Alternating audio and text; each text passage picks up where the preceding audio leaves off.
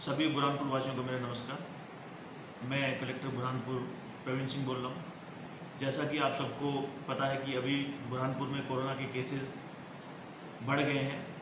इसका तात्पर्य ये नहीं है कि अचानक से केसेस बढ़ गए हैं। इसका तात्पर्य ये है कि हम लोग जो कॉन्टेक्ट ट्रेसिंग कर रहे हैं और जो सैम्पलिंग कर रहे हैं और जो पूर्व में जो कोरोना पॉजिटिव आए हैं उनसे ही पूछ करके या किसी भी माध्यम से जानकारी जुटा के हम लोग ये पता कर रहे हैं कि वो लोग किन से मिले हैं, किन से उनके क्लोज कॉन्टेक्ट हैं, उनकी सैम्पलिंग कर रहे हैं। उसी का परिणाम है कि हम लोग ज़िले में जो वास्तविक रूप से कोरोना से पॉजिटिव पेशेंट है उनकी पहचान कर पा रहे हैं और पहचान करके उनके इलाज की दिशा में हम लोग कारगर तरीके से काम कर रहे हैं। अभी तक हम लोगों ने 1500 से ज़्यादा सैंपल ले लिए हैं। 1000 के आसपास सैंपल्स का रिजल्ट आया है। 500 सैंपल्स का रिजल्ट आना अभी शेष है। इन 500 रिजल्ट्स के आने के बाद में हमें पता लग पाएगा कि और बुरहानपुर में कोरोना ने कितनी अपनी जड़ें जमाई है और किस प्रकार हम उसका इलाज कर पाएंगे, किस प्रकार इन लोगों के स्वस्थ जल्दी से जल्दी हो, उसकी हम लोग पूरी तैयारी कर रहे हैं। कुछ सोशल मीडिया के माध्यम से इस तरह के सुझाव आ रहे हैं कि ऐसे व्यक्ति जिसका सैंपल लिया जाता है उसको प्रशासन को अपने किसी सेंटर्स में रखना चाहिए। मैं फिर ये बताना चाहूँगा कि हम लोग जो भी व्यवस्था करते हैं वो ICMR और भारत सरकार की गाइडलाइन के हिसाब से करते हैं। और हमें ये भी देखना होगा कि यदि हमने, जैसे उदाहरण के रूप में बताना चाहूँगा कि मैंने मान लो 1500 सैंपल्स लिए हैं और उन 1500 में से 110 पॉजिटिव निकले हैं और 1400 लोग नेगेटिव निकले हैं या नेगेटिव निकलेंगे, तो यदि हम उन 1400 लोगों को बड़े बड़े सेंटर्स में एक साथ रखेंगे, क्योंकि सैंपल को रिजल्ट आने में 3 दिन लगते हैं, तो 3 दिन तक यदि हम उन लोगों को साथ में रखेंगे तो निश्चित रूप से यदि उनमें से एक भी कोई व्यक्ति पॉजिटिव होगा तो हो सकता है वो बहुत सारे असंख्य नेगेटिव लोगों को अपना कोरोना का संक्रमण दे दे। तो ऐसी स्थिति में ऐसा किया जाना संभव नहीं होता है। हम लोग जिसका भी सैंपल लेते हैं उसको उसके घर पे ही आइसोलेट करने की सलाह देते हैं और उसको होम आइसोलेशन का आदेश देते हैं। 1-2 लोगों ने लापरवाही करी है, हम उनकी जानकारी निकाल लें, उनके खिलाफ हम लोग आपराधिक पकड़ भी दर्ज करने जा रहे हैं। कड़ी कार्रवाई जो कानून में संभव है वो सारी कार्रवाई हम लोग करेंगे। परंतु मेरा ये अनुरोध है कि कोई भी व्यक्ति यदि वो सैंपल देता है, उसकी रिपोर्ट पॉजिटिव आती है, हमारे कॉल सेंटर से उसको कॉल जाता है और उनको पहले भी सलाह दे दी जाती है कि आप अपने घर के एक साफ सुथरे कमरे में आइसोलेट हो जाइए और बाकी लोगों से दूर रहें। तो उनको इस बात की पालना करनी चाहिए, क्योंकि यदि आप इसकी पालना नहीं करेंगे तो आप ये मान के चलिए कि आप जिसको अपना सबसे प्रिय मानते हो उसी को ही अगला कोरोना का नंबर उसका आने वाला है, वही अगला व्यक्ति होगा जो कोरोना से संक्रमित होगा। तो यदि आप अपने सबसे प्रिय आदमी को चाहते हो कि उसको कोरोना ना हो तो कृपया करके होम आइसोलेशन के आदेशों का पालन करें। यदि किसी व्यक्ति की रिपोर्ट नेगेटिव भी आती है तो भी हमें ये देखना चाहिए कि हम लोग एहतियात के तौर पर कुछ दिनों के लिए अपने घर पे आइसोलेट ही रहें, क्योंकि हो सकता है आपका इम्यून सिस्टम अच्छा हो। जब हमने टेस्टिंग करी उस टाइम उतना वायरल लोड आपकी बॉडी में आया ही ना हो जिससे कि वो टेस्ट में जो है आ सके। हालांकि इसकी संभावना कम होती है, लेकिन फिर भी चूंकि कोरोना सबसे पहले हमारे अपने परिवार के सदस्यों को होता है तो हमें उनकी सलामती के लिए, अपने मोहल्ले की, अपने बुरहानपुर की सलामती के लिए, चाहे टेस्ट पॉजिटिव आए चाहे नेगेटिव आए या हमें सिंपल सर्दी खांसी जुकाम के लक्षण भी हो रहे हों, तो भी हमें ये मानते हुए कुछ दिन के लिए जो पूरी एहतियात, जो पूरी सावधानियाँ रखनी होती है, जिसके बारे में आप अखबारों के माध्यम से, इंटरनेट के माध्यम से, गूगल के माध्यम से सब पता कर सकते हैं, आपको वो सारी सावधानियाँ रखनी चाहिए। तो जहाँ जहाँ हमें जानकारी मिलती है कि कुछ लोगों ने जानबूझकर ऐसा काम किया है या होम आइसोलेशन के आदेशों की अवहेलना कर रहे हैं, ऐसे लोगों की निगरानी के लिए हमने अलग से व्यवस्था कर दी है और अलग से हम लोगों उसको फॉलो भी कर रहे हैं।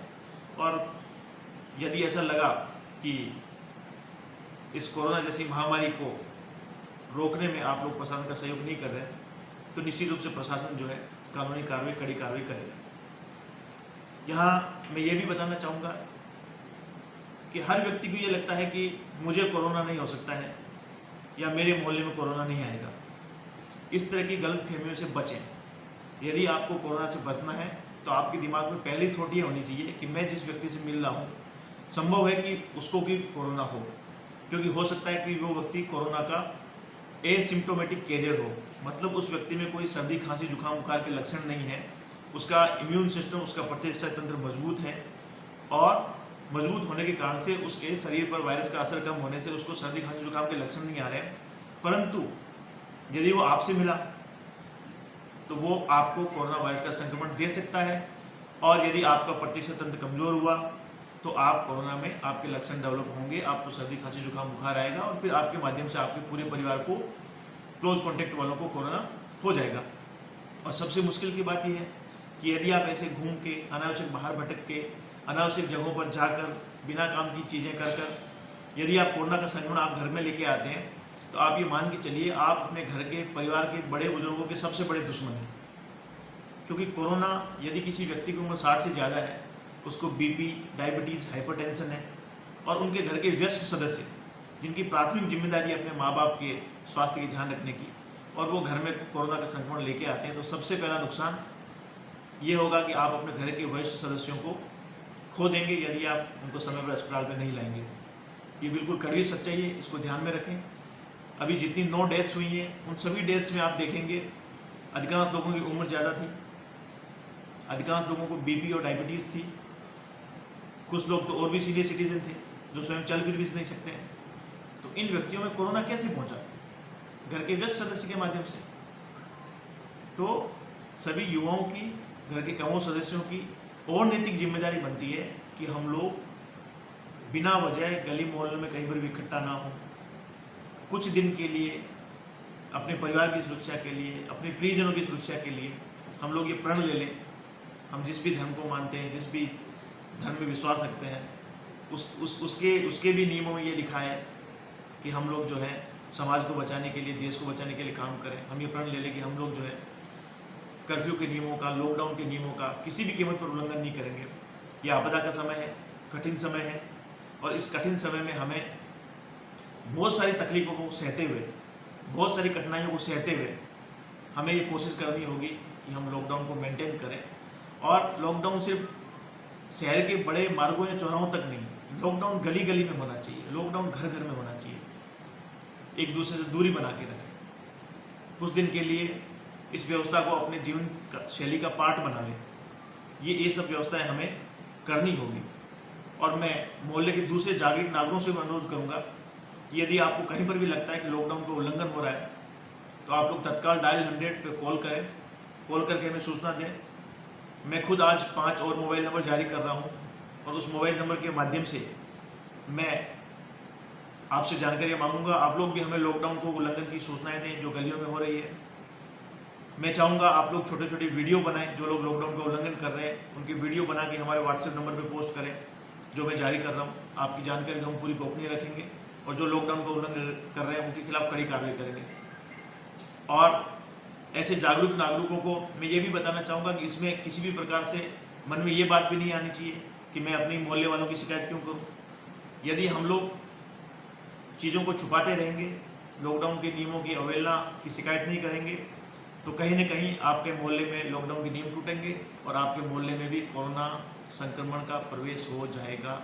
ये सावधानी है और ये सावधानी रखनी पड़ेगी।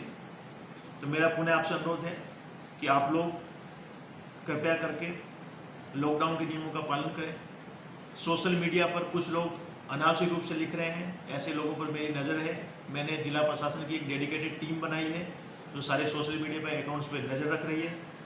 मेरा सभी सोशल मीडिया के जो ग्रुप एडमिन्स हैं उनसे अनुरोध है, आप लोग कृपया करके अपने सोशल मीडिया जो ग्रुप है उसकी अकाउंट सेटिंग जो है वो ग्रुप एडमिन कर ले, ताकि कोई भी अनर्गल बात कोई डालता है जिसका कोई वैज्ञानिक तथ्य ना हो, तो ऐसी स्थिति में कानूनी कार्रवाई से ग्रुप एडमिन बच सके और जनता को भी सही और सटीक जानकारी मिल सके।